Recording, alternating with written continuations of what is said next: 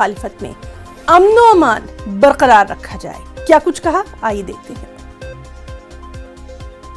तो हम तमाम तालिबात से गुजारिश करते हैं कि वो सब्र व तहम्मुल से काम लें और चीख व पुकार न करें, अपनी कॉलेजों को जाएं और अगर वो अंदर बुला लेते हैं तो ठीक है, नहीं है तो चीख व पुकार न करें यहाँ तक कि कोर्ट का फ़ैसला आ जाए।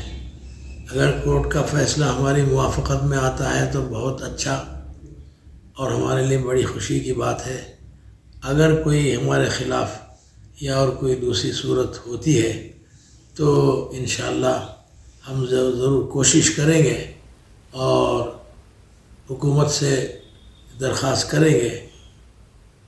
सीधे रुख करेंगे बेंगलुरु का। हमारे साथ मौजूद है हमारे साथी रऊफ़ हलूर। रऊफ़, आपसे जानना चाहेंगे, सिक्योरिटी को लेकर खासी एहतियात बरती जा रही है, इजाफी कंपनियां तैनात की गई हैं। सबसे अहम ये कि हर तरफ से यही कहा जा रहा है कि फैसला चाहे जो भी आए अमन व अमान बरकरार रखना है। सूरत हाल जानना चाहेंगे।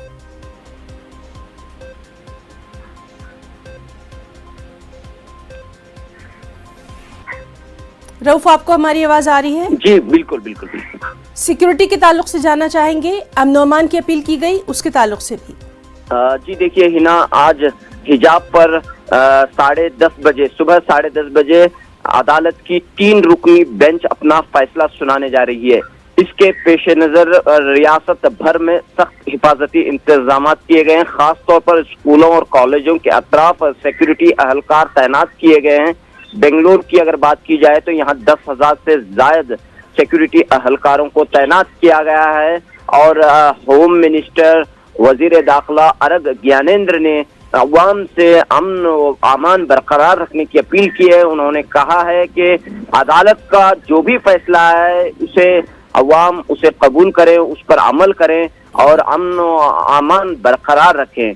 तो इसी तरह रियासत कर्नाटक के अमीर शरीयत मौलाना सगीर अहमद रशादी ने भी अवाम से, खास तौर पर नौजवानों से अपील की है कि वो अमन व अमान को बरकरार रखें, कानून को अपने हाथ में न लें, किसी भी तरह का शोर शराबा न करें, चाहे फैसला हक में आए मुखालिफत में आए। तो बहरहाल आज 10:30 बजे 3 रुकनी बेंच अपना फैसला सुनाने जा रही है। रऊफ़, 10:30 बजे भी लगातार हमारी नजर रहेगी, आपसे तमाम तर अपडेट हम लेते रहेंगे।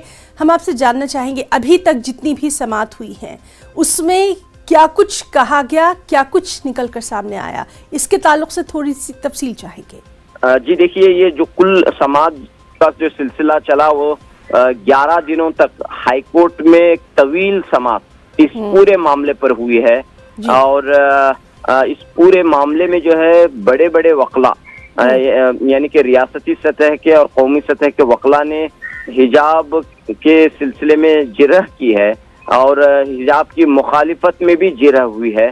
तो इस लिहाज से हमने यहाँ पर देखा कि चाहे वो एडवोकेट यूसुफ मचाला हो, अब्दुल मजीद डार हो जो मुंबई के हैं, मुस्लिम पर्सनल लॉ बोर्ड की निगरानी में ये वकला यहाँ पर आए और इन्होंने भी जो है यहाँ पर पैरवी की है।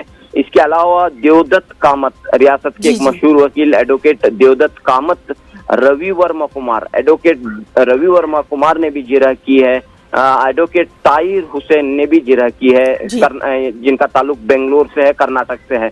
तो इसी लिहाज से हमने देखा कि हुकूमत के हक में जो है हुकूमत के एडवोकेट जनरल प्रभुलिंगा नावडगी ने अपना हुकूमत का मौकूफ रखा है।